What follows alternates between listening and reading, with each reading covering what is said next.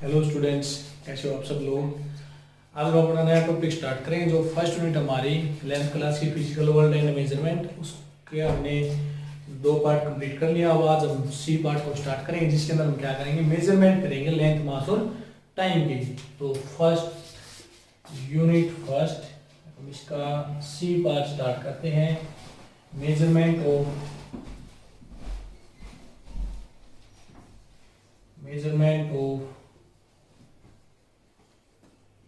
mass, length and time। Measurement of mass, length and time हम क्या करेंगे, इसकी मेजरमेंट करेंगे। तो देखो भाई, सबसे पहले हमारे पास इसके अंदर क्या आता है, एक ऑर्डर ऑफ मैग्नीट्यूड आता है। जो फर्स्ट टॉपिक आता है ये order of magnitude. Order of magnitude हमारे पास क्या होता है कि अगर जो भी हमारे पास कोई क्वांटिटी है, उसकी कोई ना कोई वैल्यू है, तो कितने ऑर्डर की है, यानी उसकी टोटल वैल्यू कितनी आएगी जब हम कैलकुलेट करेंगे। और ये जो ऑर्डर ऑफ मैग्नीट्यूड हम दिखाते हैं, किसके अंदर दिखाते हैं, 10 की पावर के अंदर दिखाते हैं। ठीक है, तो एक तो हमारे पास एक एक्चुअल वैल्यू होती है क्वांटिटी की। ठीक है, तो जो ऑर्डर ऑफ मैग्नीट्यूड है वो हमें एक्चुअल वैल्यू के बारे में नहीं बताएगा, लेकिन एग्जैक्ट वैल्यू नहीं बताता है हमें, लेकिन उसके नियरेस्ट वैल्यू हमें बता देता है। तो ऑर्डर ऑफ मैग्नीट्यूड की जो डेफिनेशन है वो हम क्या देंगे, the order of magnitude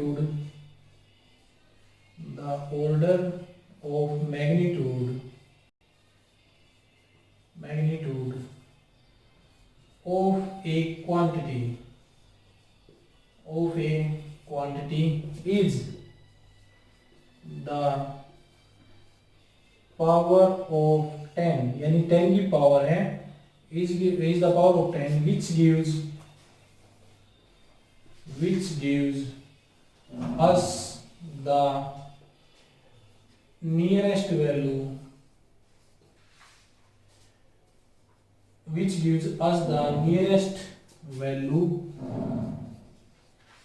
value of quantity। ठीक है, कि हमारे पास क्या होती है कि जो हमारे पास ऑर्डर ऑफ मैग्नीट्यूड होता है किसी क्वांटिटी का, वो किसकी पावर में हम दिखाते हैं, 10 की पावर के अंदर दिखा देते हैं। और जो हमें क्या देता है, नियरेस्ट वैल्यू दे देता है उस क्वांटिटी की, nearest value of quantity and nearest value of quantity actual value. यानी क्वांटिटी की जो एक्चुअल वैल्यू होती है ना, उसकी नियरेस्ट वैल्यू हमें बता देता है, लेकिन एग्जैक्ट वैल्यू हमें ये नहीं बताएगा। तो ऑर्डर ऑफ मैग्नीट्यूड हम कैसे निकालते हैं, देखो जो हमारे पास नंबर होते हैं उसकी कुछ कंडीशंस होती हैं। तो सबसे फर्स्ट कंडीशन क्या होती है, if the number is less than 5 then it is taken as 1। अगर हमारे पास नंबर 5 से कम है तो उसको हम क्या लेंगे, 1 लेंगे। और दूसरी कंडीशन हमारे पास क्या आती है, if the number is equal to और greater than 5 then it is taken as 10। तो हमें दो कंडीशन ध्यान रखनी है। अगर हमारे पास गिवन नंबर 5 से कम है तो हम उसकी वैल्यू 1 के इक्वल लेंगे, और अगर हमारे पास वो नंबर 5 या 5 से बड़ा है तो हम उसकी वैल्यू क्या लेंगे, 10 लेंगे। ठीक है, तो देखो इसके कुछ एग्जांपल्स बताता हूं मैं आपको कि किस तरह से आप इनको सोल्व आउट करोगे ऑर्डर ऑफ मैग्नीट्यूड को।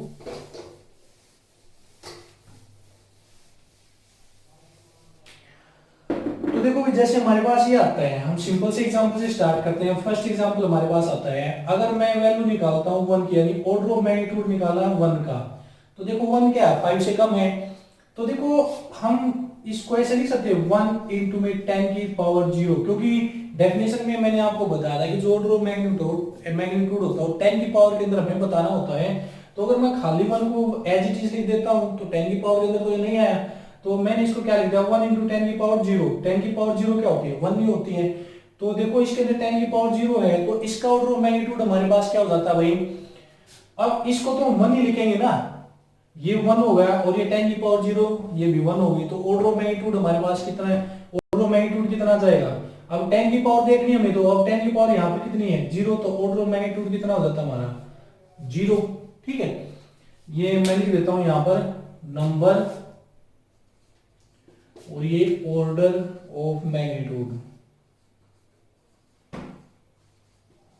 ताकि आपको अच्छे से ध्यान रह जाए कि हम क्या चीज सोल्व आउट कर रहे हैं। सेकंड हमारे पास क्या आता है, अगर हम ले लेते हैं भाई जैसे ये नंबर ले लिया मैंने 49 ले लिया, अगर हम क्या निकालते हैं इसका ऑर्डर ऑफ मैग्नीट्यूड निकालते हैं, तो देखो ये 49 है लेकिन हमें नंबर किससे कंपेयर करना 5 के साथ, तो हम इसको 5 के साथ कैसे कंपेयर करेंगे। ठीक है, तो एक बात आपको ध्यान रखनी है कि ये नंबर आपको पॉइंट के अंदर रखना है, यानी डेसिमल लगाना, और डेसिमल से लेफ्ट साइड में सिर्फ आपका एक नंबर रहना चाहिए। ठीक है, तो यहां से हमारे पास क्या होगा, अगर वो 5 से कम है यानी 0 से लेकर, और अगर वो 10 के बीच में कोई नंबर है, ठीक है, तो हम उसको एज इट इज ट्रीट करेंगे, लेकिन अगर वो 10 से ज्यादा है तो हम उसको डेसिमल फॉर्म में लिखेंगे। तो इसको हम ऐसे लिख सकते हैं 4.9 इंटू 10, हम ये लिख सकते हैं, क्योंकि अगर जब मैं इसको मल्टीप्लाई करूंगा तो 49 ही आएगा। अब इसके अंदर देखो भाई, ये हमारे पास अब ये फर्स्ट नंबर है, ये 10 है, तो 4.9 क्या है 5 से कम है, तो 5 से कम होगा तो हम इसको क्या लेंगे 1 लेंगे, ये होगा 1 इंटू में ये क्या है 10 की पावर 1 है, तो इसका ऑर्डर ऑफ मैग्नीट्यूड कितना आ गया 10 की पावर कितनी है 1, तो ऑर्डर ऑफ मैग्नीट्यूड कितना आ जाएगा 1 आ जाएगा आपका। नेक्स्ट हमारे पास देखते हैं, जैसे ये आ जाता है हमारे पास 51 आ जाता है, अगर 51 को हम देखते हैं तो इसको मैं क्या लिखता हूँ पॉइंट की फॉर्म में 5.1 इंटू 10 ये लिख सकता हूँ। अब 5.1 को हम कैसे ट्रीट करेंगे, 5 से बड़ा है तो इसकी जगह हम क्या लिखेंगे 10 और इंटू में 10, तो कितना होगा भाई 10 की पावर 2, और 10 की पावर 2 होगी तो ऑर्डर ऑफ मैग्नीट्यूड कितना आ गया 2 आ जाएगा आपका। ठीक है, नेक्स्ट हमारे पास क्या आता है, जैसे ये दे दिया आपको 499, अब 499 दे दिया तो पॉइंट में क्या लगाना है 1 प्लस 1 रहना चाहिए हमारे पास, वही इसको मैं ऐसे लिखता हूँ 4.99 इंटू 10 की पावर 2, 10 की पावर 2 लिख दिया हमने। अब 4 पॉइंट ये क्या रहेगा भाई 4.99, इसको ये क्या होगा 5 से कम रहेगा तो इसकी से क्या लेंगे 1 इंटू में 10 की पावर 2, तो इसका ऑर्डर ऑफ मैग्नीट्यूड भी कितना हो जाता है आपका 2 ही हो जाएगा ऑर्डर ऑफ मैग्नीट्यूड।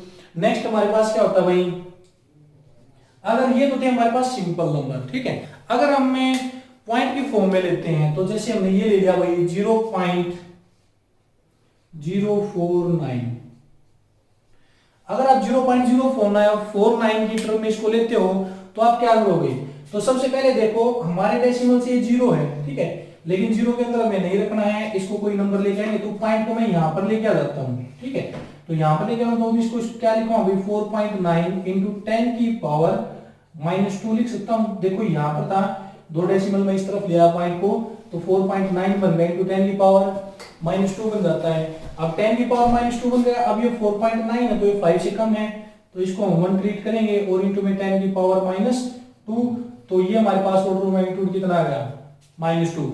तो ऑर्डर ऑफ मैग्नीट्यूड आपका पॉजिटिव भी हो सकता है, नेगेटिव भी हो सकता है और 0 भी हो सकता है, तो ये चीजें आपने ध्यान रखनी है। अब जैसे ये दे दिया भैया आपको 0 पॉइंट, यानी कोई भी वैल्यू दे देते हैं पॉइंट के अंदर 0.050, ठीक है, तो 0.050 इसको ऑर्डर ऑफ मैग्नीट्यूड कैसे बनाओगे।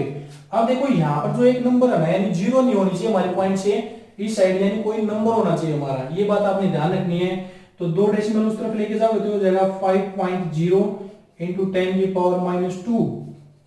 अब ये 5 होगा, तो मैंने आपको कंडीशन के अंदर बताया था अगर 5 या 5 की से बड़ा होता है तो हम इसको क्या लेंगे 10 लेंगे, तो ये हमारे पास 10 हो गया इंटू 10 की पावर -2, तो 10 की पावर -2 और ये 1 यहाँ पर है तो मल्टीप्लाई के अंदर क्या हो जाएगा पावर ऐड हो जाती है, तो कितनी वैल्यू आएगी -1, तो ये हमारा क्या जाता है ऑर्डर ऑफ मैग्नीट्यूड आ जाता है। तो ये बातें आपको ध्यान रखनी है, सिर्फ आपको एक पॉइंट क्या रखना भाई हमारा इस तरफ रखना है डेसिमल से, बाकी सारे उस तरफ जाएंगे। ठीक है, तो ये हमारे पास आ जाती हैं। जैसे फिर अगर मैं एक एग्जांपल और देता हूं आपको लास्ट में, अगर आपको ये दे दिया जाता भाई 1000, अब इसको क्या करोगे, अब देखो 1 है यहाँ पर मुझे क्या लगाना पॉइंट लगाना, तो मैं इसको ऐसे कर सकता हूँ 1.000 इंटू 10 की पावर 3, 10 की पावर 3 करके मैं ऐसे कर सकता हूँ इसको।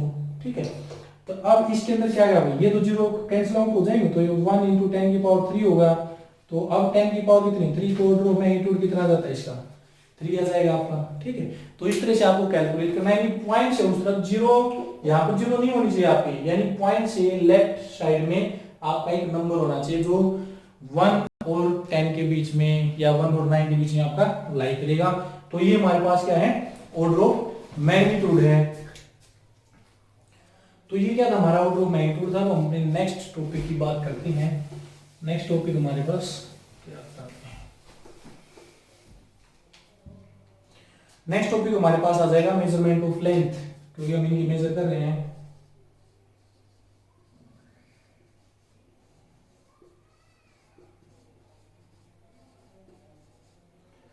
तो मेजरमेंट ऑफ लेंथ, तो देखो भाई यहाँ पर मेजरमेंट ऑफ जब हम लेंथ करेंगे तो लेंथ को मेजर करने के कई मेथड होते हैं हमारे पास। फर्स्ट हमारे पास क्या होता है, एक मीटर स्केल होता है। मीटर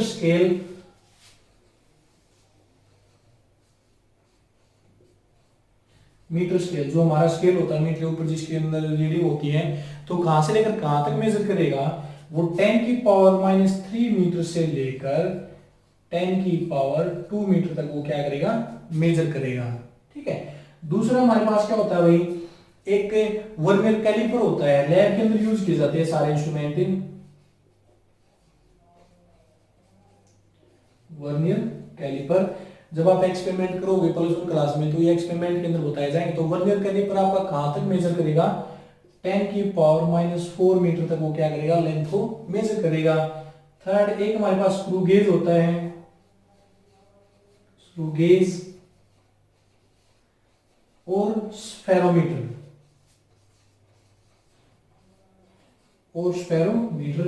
तो ये कहां तक मेजर करेंगे भाई, ये 10 की पावर -5 मीटर तक आपकी जो लेंथ है उसको मेजर करेंगे। ठीक है, लेकिन इनके अलावा हमारे पास कुछ, ये तो क्या थे डायरेक्ट मेथड थे हमारे पास कि भाई हम डायरेक्ट हम लेंथ को मेजर कर सकते हैं, लेकिन कुछ इनडायरेक्ट मेथड होते हैं जो हमारी लेंथ को मेजर करते हैं। तो इनडायरेक्ट मेथड, तो इनडायरेक्ट मेथड के अंदर हमारे पास क्या आता है, पैरेलैक्स मेथड आता है भाई, पैरेलैक्स मेथड। तो ये जो पैरेलैक्स मेथड होता है ये भी क्या आता है, डिस्टेंस को मेजर करने के काम आता है। ठीक है, लेकिन कौन सी डिस्टेंस, जैसे हमारे पास अर्थ से बाहर की यहाँ प्लैनेट हैं, स्टार्स हैं, इन सभी की डिस्टेंस को मेजर करने के क्या आता है, ये काम आता है। तो हम बात करते हैं जो हमारा इनडायरेक्ट मेथड है, पैरेलैक्स मेथड है, ये किस तरह से काम करेगा।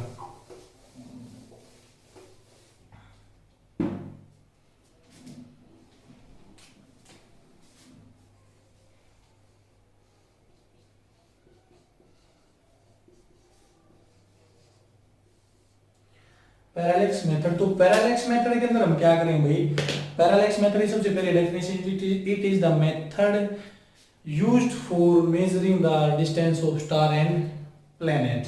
ठीक है, तो इसके अंदर हम क्या करते हैं,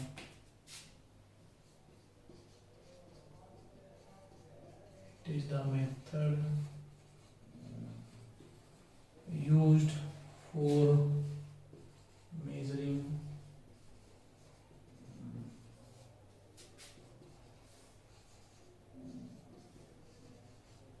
distance of planets and stars।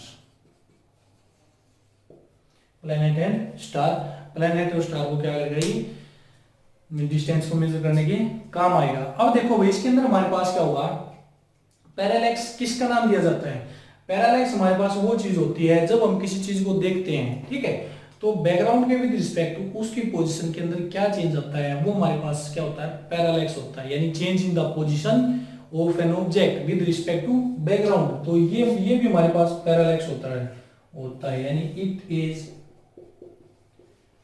Also known as change in the position of an object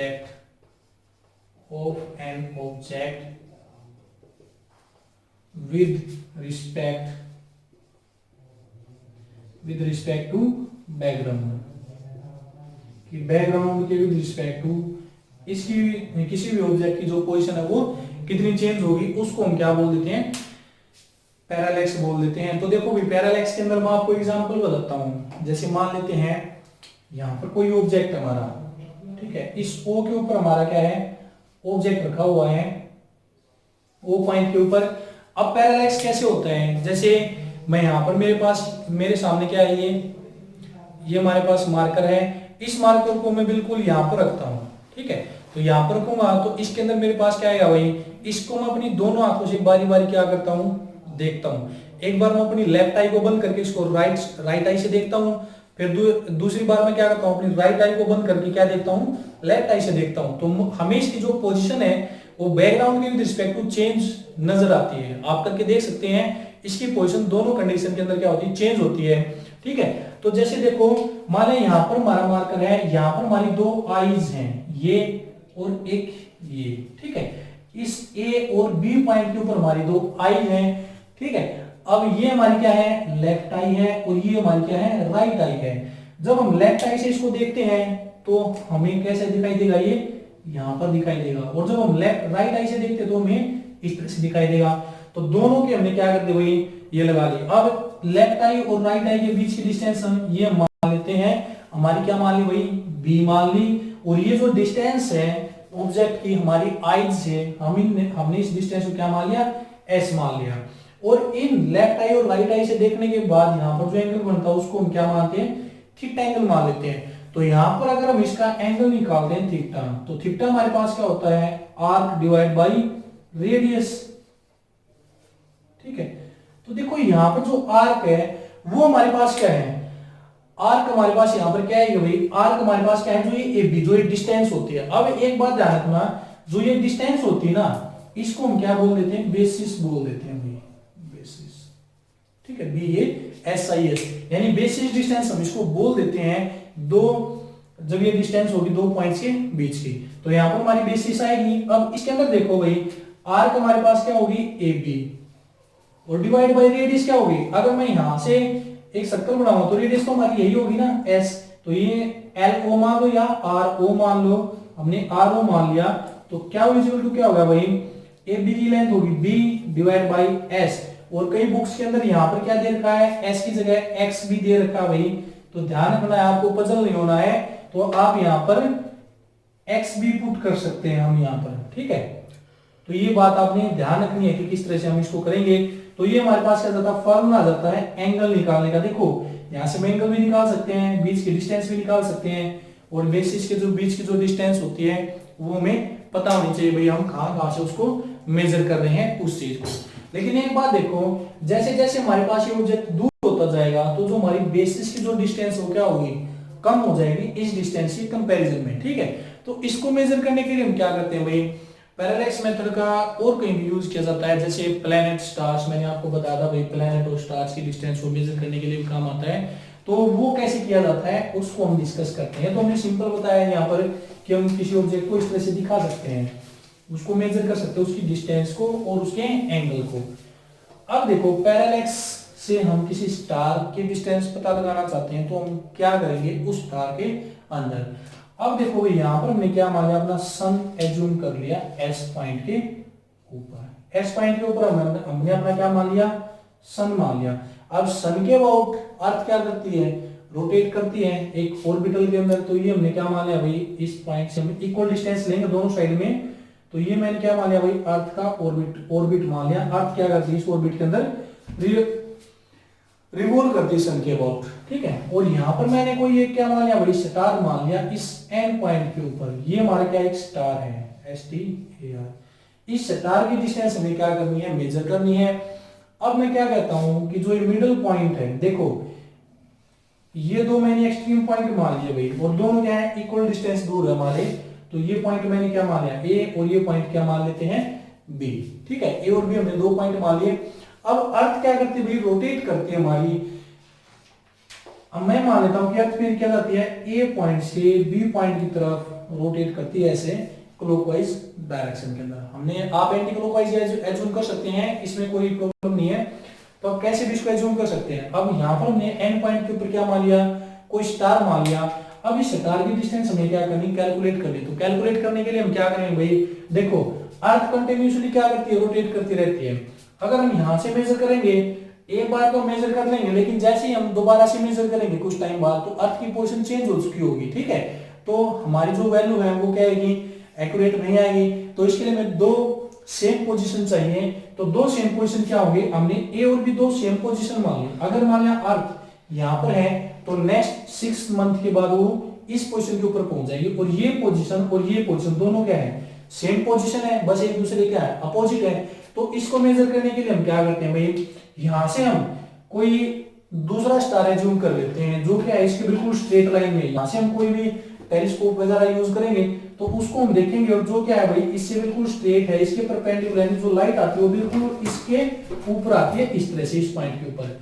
यहां से हमने ये स्टार एज्यूम किया जो इसके बिल्कुल परपेंडिकुलर है। एक बार इस स्टार को देखते हैं और फिर हम क्या करते हैं, यहां से इस एन वाले स्टार को हम क्या करेंगे, ऑब्जर्व करेंगे। इस एन वाले स्टार को हमने ऑब्जर्व कर लिया तो यहां से हमारे पास एंगल बन गया भाई θ1, हम इसका नाम रख देते हैं, ठीक है।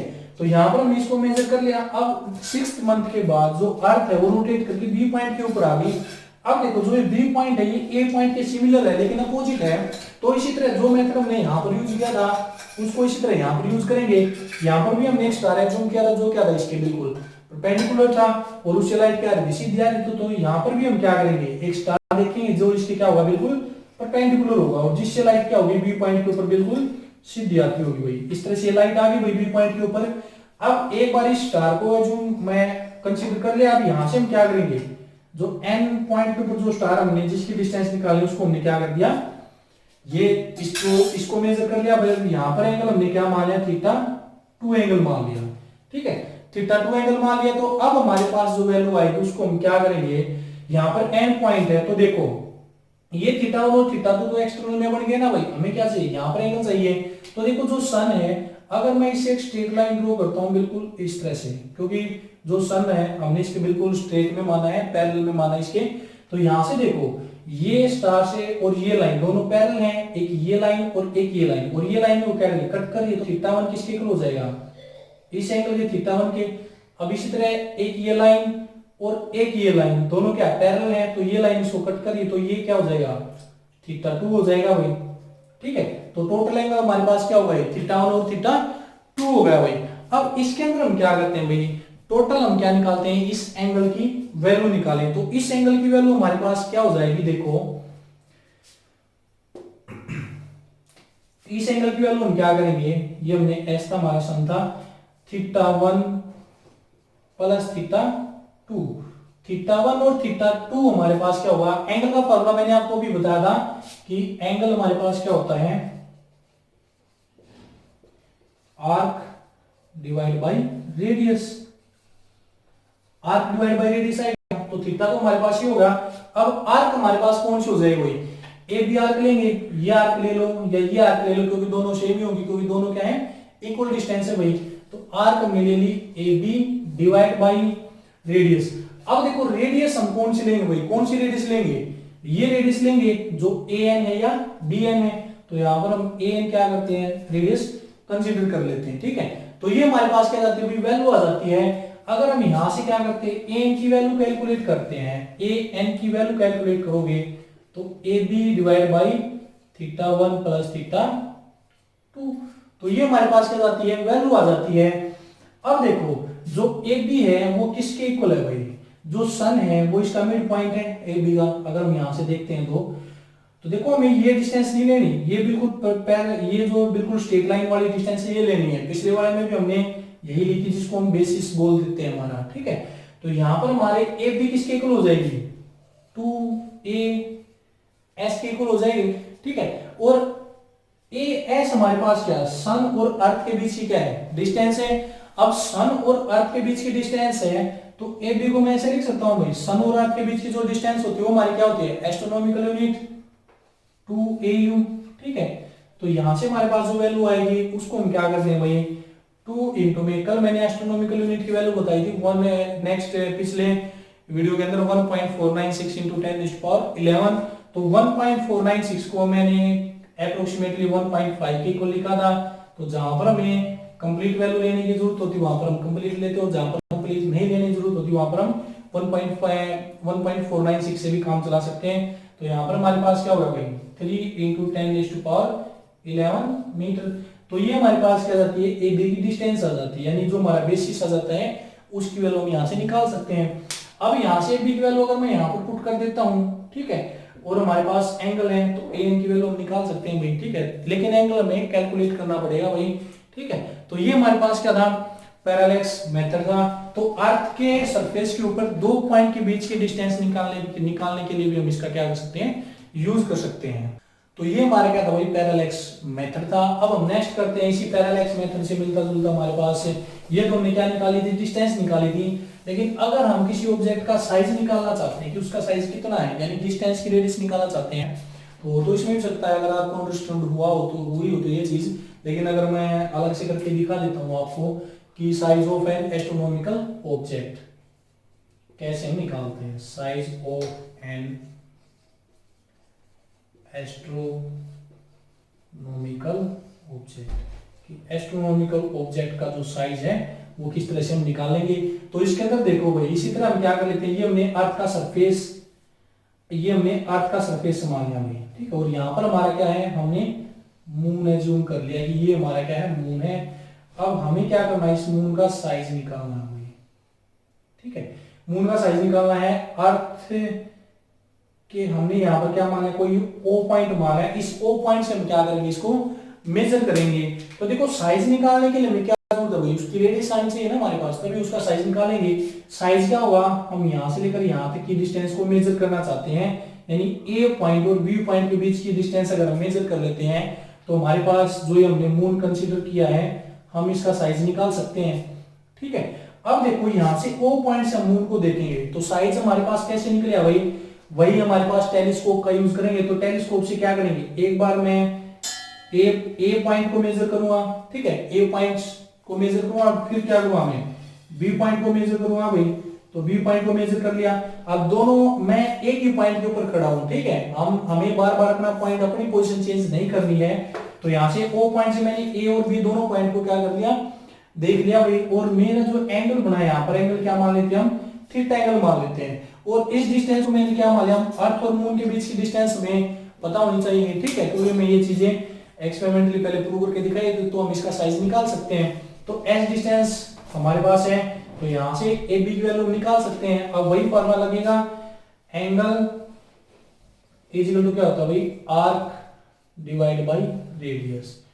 आर्क डिवाइड बाय रेडियस होता है, तो यहां से हमारे पास थीटा, हमारे पास आर्क क्या हो गई, ए बी, और डिवाइड बाय रेडियस यानी जो ये डिस्टेंस है क्या ले लेते हैं, एस। तो यहां से अगर हमें ए बी की वैल्यू निकालनी है, साइज ऑफ एस्ट्रोनॉमिकल ऑब्जेक्ट, तो क्या हो जाएगा, एस इंटू में थीटा, यानी जो डिस्टेंस होगी दोनों के बीच की और जो एंगल आएगा उन दोनों के बीच में, उससे हम क्या निकाल सकते हैं, साइज निकाल सकते हैं एस्ट्रोनॉमिकल ऑब्जेक्ट का। तो स्टूडेंट्स ये हमारे आज के टॉपिक थे इस वीडियो के अंदर। नेक्स्ट जो टॉपिक होंगे वो हम अपनी नेक्स्ट वीडियो के अंदर डिस्कस करेंगे। तो तब तक आप इन टॉपिक्स को देखना, अच्छा लगे या जैसा भी लगे तो कमेंट करके बताना, और वीडियो को लाइक शेयर और सब्सक्राइब जरूर करें।